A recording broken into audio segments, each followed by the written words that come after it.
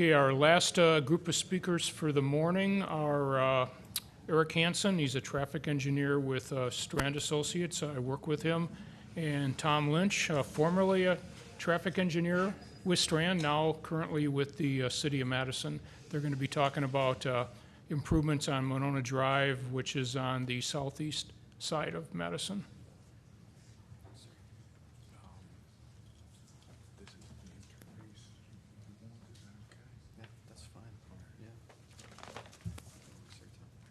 Great, thanks. So, you know, big projects, you can you can mark significant family events, you know, like the birth of, during this project, this child was born or something like this. And I remember starting on Monona Drive in 1998, and it actually got construction in about 2010. So that's how long it takes to do a project that's that significant. I think what I'd like to say right at the onset is that this project couldn't have happened if it weren't really for the courage of Monona and their governing boards, because this had a lot of impacts, and typically elected officials often will cave when there's a lot of impacts, and they stood strong. It was borderline for several meetings, but they stayed strong. So we'll start. It's a 4-section project, but it really got constructed in about 3 different seasons. One was phase 1, phase 2 was the north end, and phase 3 was the middle end. Phase 1 was perhaps the most challenging, would you say? Eric?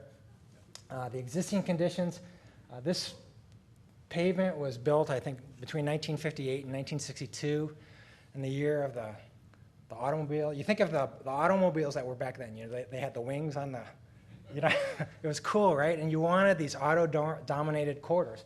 And that's really what Monona Drive was. There's no sidewalk there on the right side, just lots and lots of driveways. Here's a picture. You know, of course you want your parking lot to go right to the street, right? Because we got these cars. Our family just got our car and all that.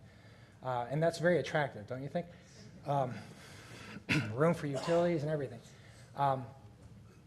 And then we had lots and lots. You can see kind of the strip type of development where you just have lots of rows of businesses, and of course every business has 2 driveways, right? Because you need one to pull in and pull out.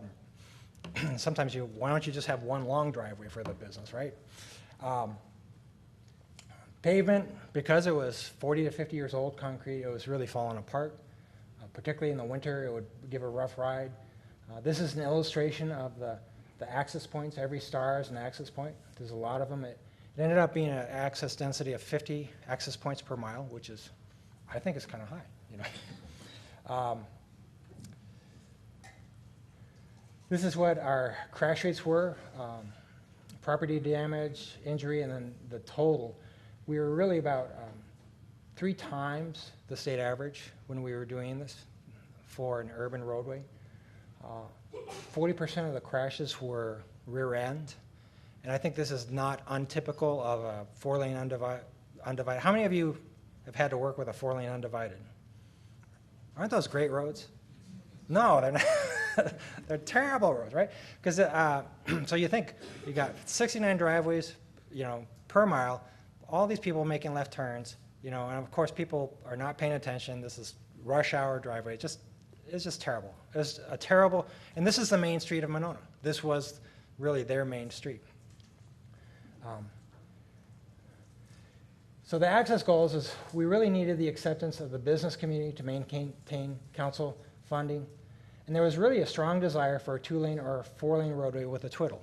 And so I can remember going to several council meetings where there were many advocates saying, well, why can't we just put in a twiddle?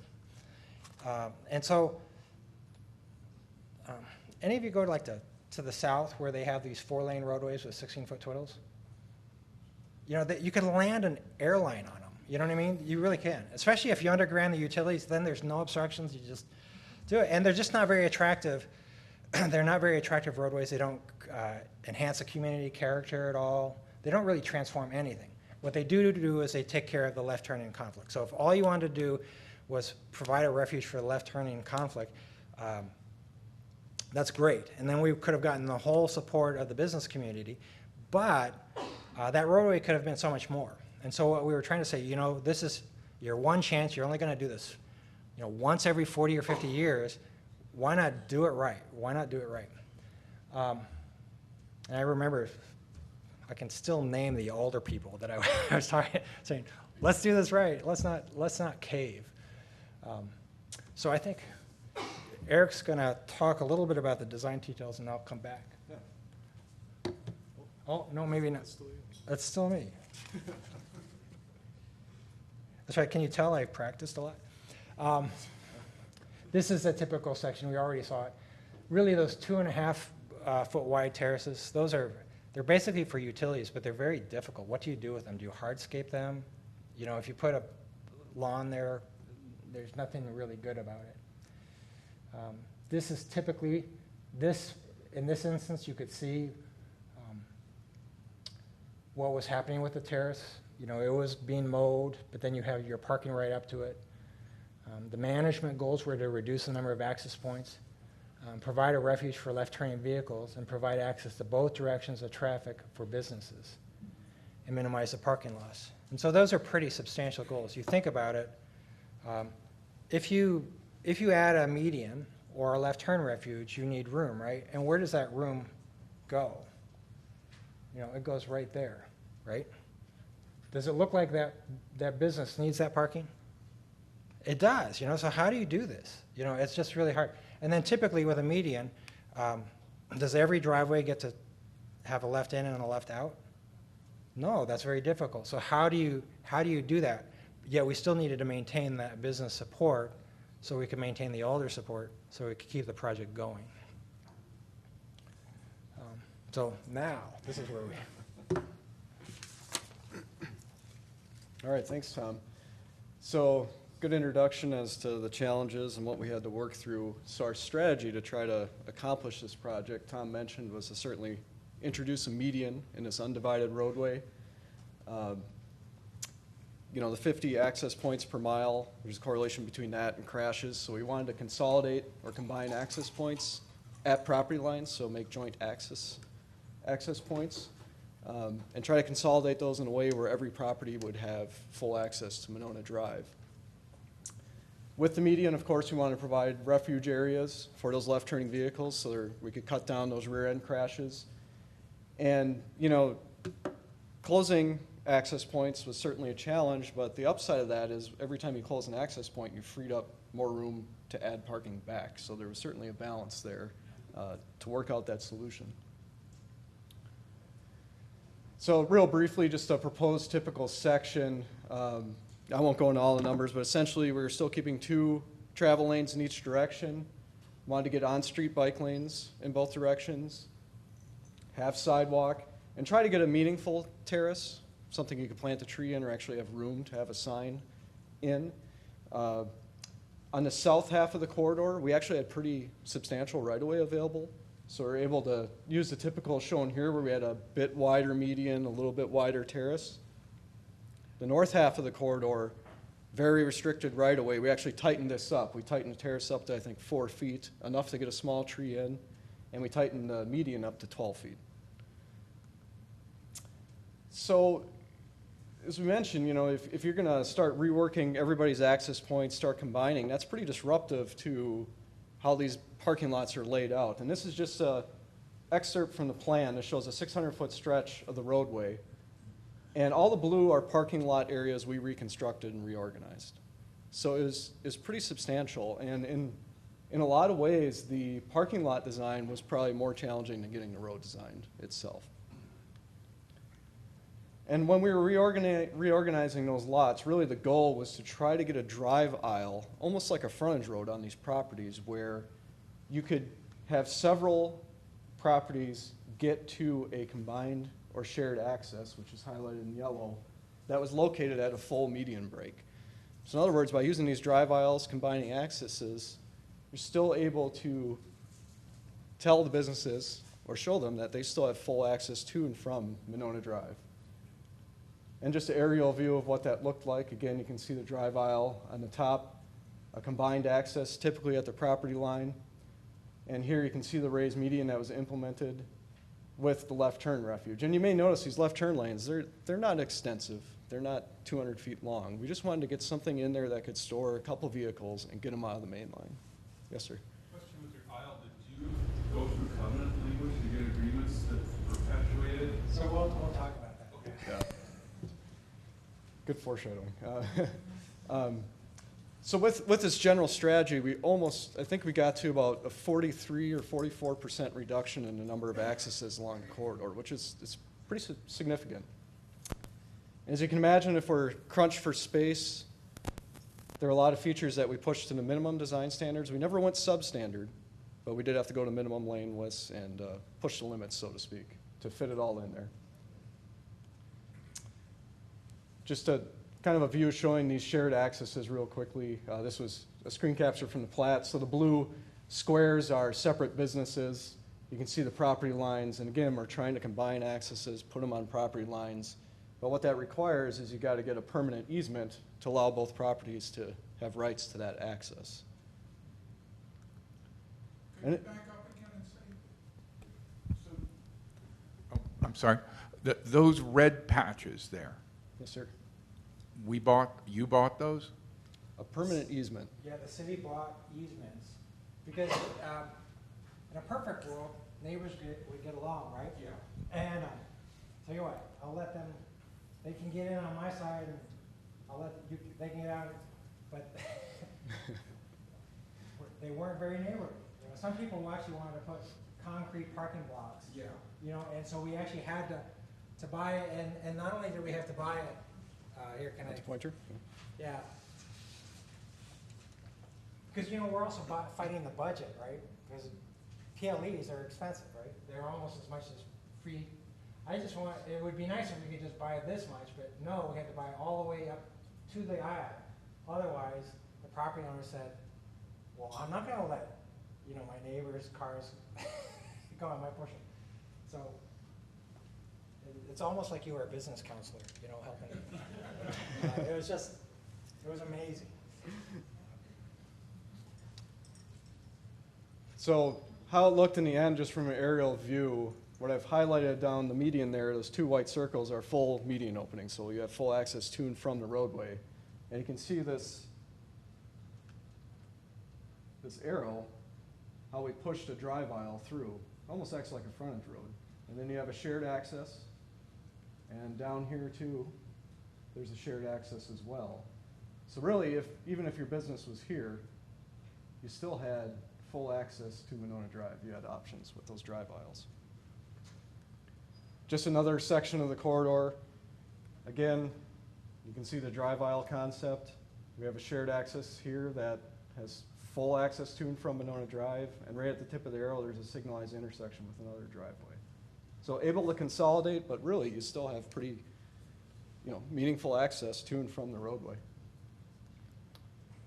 Talked about minimum design standards. This is in the section where we were very tight on right-of-way. Something I've probably unique to this project is we had a 12-foot wide median. So we did a 10-foot wide left turn lane, but we still felt it was important to have some sort of physical separation because you have these tight back-to-back lefts. So we came up with this medial separator.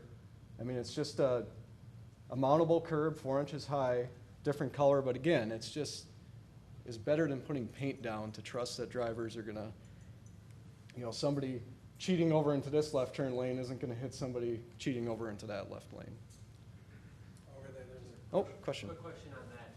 What do you do with winter maintenance operations? All right, so I actually live on this side of town, and so I was wondering that too. This thing got built, and it's the first snowy day, and I'm kind of wondering what's going to happen. So I actually, it's a Dane County that maintains this, and I'm just following the plow driver just to see what is he doing, and it was like art. He just shifted his plow over there, got it, and then shifted back. So it really wasn't a problem. My respect for plow drivers just went very high on it. I think on some of these, they actually put a tubular marker at the tip so they could see it sticking out of the snow, which helped them. On the last slide, back another slide, When you have an area where you had, say, a center property in between your two driveways, did you have to extend your easements or have cross-access agreements to that middle property? You said you went back to the lane, but you need that whole drive aisle if you have more than two properties or one stuck in the middle that needed access across one of its neighbors. Yeah, we did not, we bought enough easement so that a property could have access to both directions of traffic, okay? But we wouldn't buy, because we had like $2.5 million of right-of-way, and that's expensive, for a little tiny city like Monona. So, and they had to bear all of the right-of-way costs. There was no federal funds in the right-of-way acquisition, so we minimized the PLE, or the permanent limited easement that we purchased, only to what was necessary to give businesses access to both directions. Is that right, Terry? You did the plat. Put you on the spot. Pretty true. Yeah. Yeah, so kind of what you're saying, Tom, is that this business may have had an easement to get to here, but not necessarily to this access, if the property owner chose to put up a barrier. This is just another example of the tight area where, again, we didn't have enough room to get a full raised median, but we felt the physical separation from opposing traffic to left-turning vehicles was better than just putting paint down in that instance. Some other considerations I'll go through quickly here. Certainly, once you start eliminating access points, delivery truck access in properties and their internal circulation becomes an issue. Many property owners said, hey, I need both driveways because my truck gets in this one and they need, the way my property's set up, they gotta come out this other access. There's also maintenance of easement areas, which Tom will talk about, and just how all this was handled in the appraisal and right-of-way process. So delivery truck routing and truck aprons. So the red highlighted area is a truck turning template we ran for this property. An important part of this was talking to all these business owners, understanding what kind of trucks do they get, when do they get them, and how they circulate on their property. Well, this particular property, we weren't closing this access, so they trucked it in, but they needed to get out. So what we ended up doing is we gave them basically a truck-only apron, and this had mountable curbs, so it's readily traversable by trucks, but if you take it in a car, it's not going to be a fun ride. And we tried to set this up so it didn't look like a driveway, but the key thing I want to point out is trucks came in non-business hours, and during business hours, there's 1, 2, 3, 4 parking spots right there. So if we would have made this a full access, they would have lost 4 more parking spots, which was a big deal. Yeah. But if we hadn't have put this there were a lot of businesses that really wanted to be relocations, and so they were saying, hey, if I can't get deliveries, this is a relocation. You have to buy my whole property. And we're saying, no, we're not going to buy your whole property. We're going to make this work. So I think, hand it off back to you. yeah. So is this right? Okay, yeah, the maintenance, so we'll talk about the winter maintenance of the aisles. So basically, everyone, it's like you were a counselor. This is what this project was like. Because everyone's saying, all right, you bought this easement or whatever, you say I have access to both directions of traffic, but what if they don't plow? What if they don't plow this easement? Yeah, we think we think the city, since you have the easement, you should be plowing these so that all these businesses have access to both directions of traffic, and the city was just saying no, no, we're not doing that.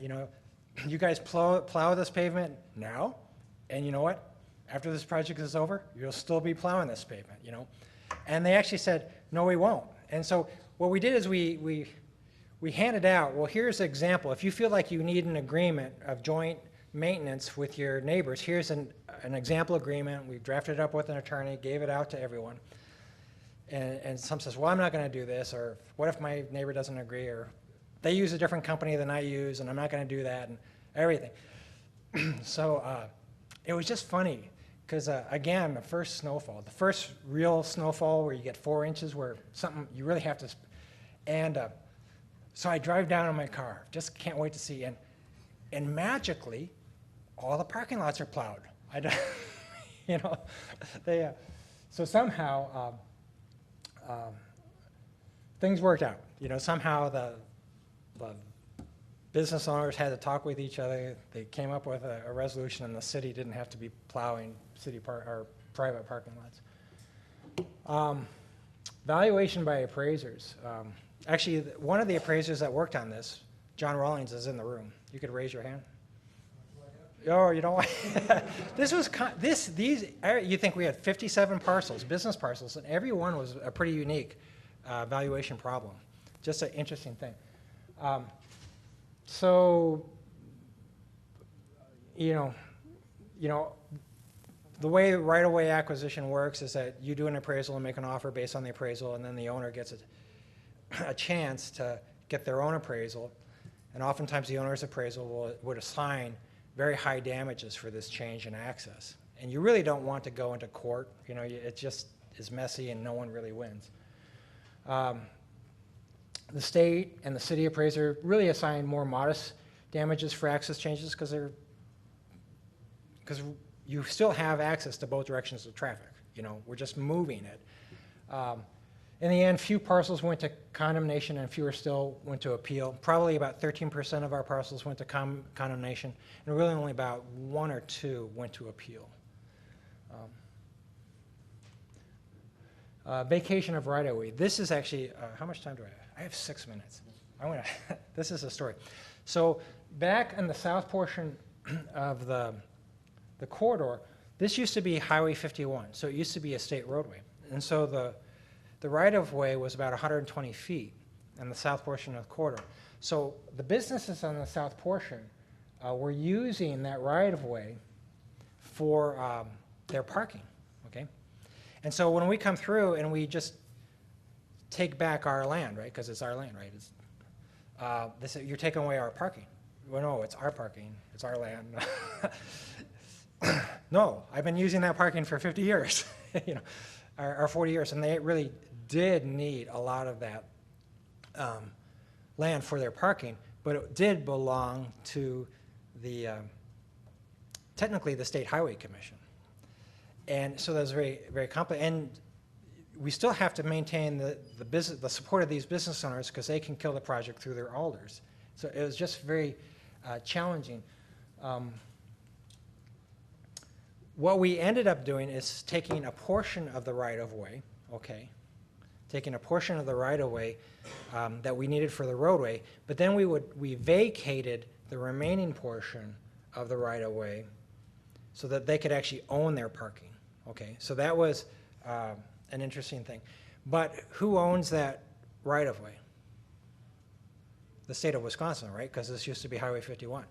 So the state of Wisconsin says, well, we can't, we won't give up this right-of-way unless you give us right-of-way. So we actually had to develop a land swap where we took some of the land that we purchased, transferred it to the state, the DOT, okay, and then the state was willing to transfer this right-of-way to the county, and then I think we quit-claimed it to the owners. So if they actually end up owning their parking, that's they're getting a payment, right? So that actually also became an appraisal problem, if I remember correctly. This is an example of a building where we put the new parking and what we vacated for them. Yeah, in this particular instance, this parcel, Building 4, wouldn't have had any legal parking.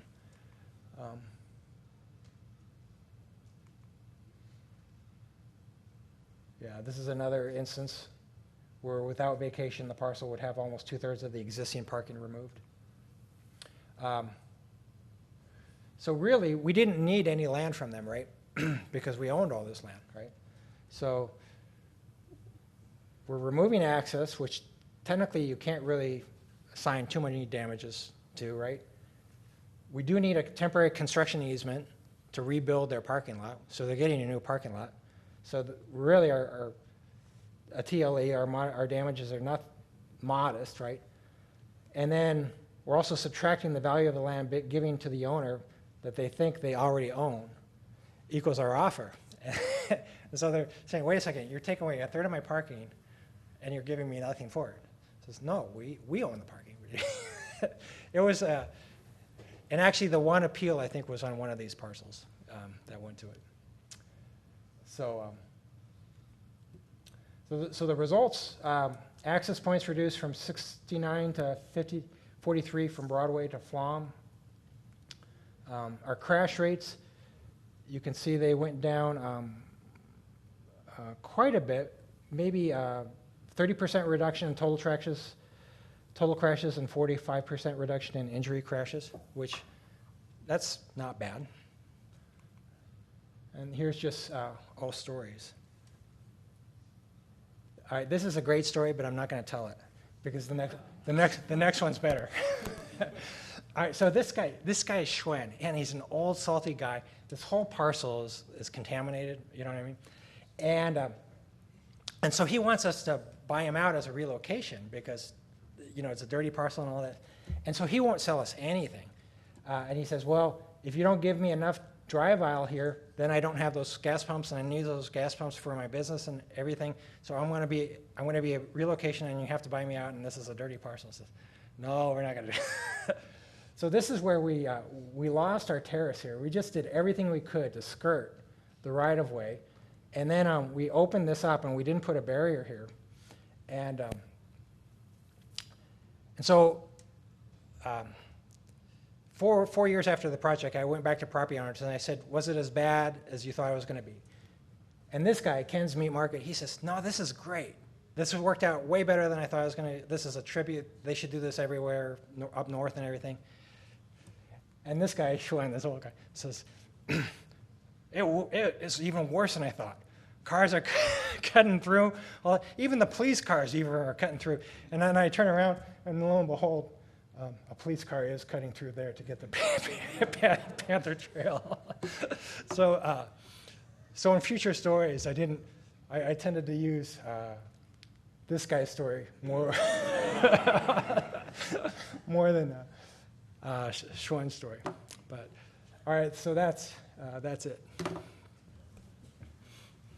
I have to add, as Tom mentioned, that project went on for about 10 years, and I worked on the right-of-way plat, and the first couple renditions were really simple, really straightforward. And then as Tom and Eric fine-tuned their design with all these cross-access easements and permanent limited easements and temporary easements and whatever, it got to be that there was more black on that sheet than there was white. But Yeah. So, good. if any questions? Okay, thanks, Tom, and thanks, Eric. Thanks.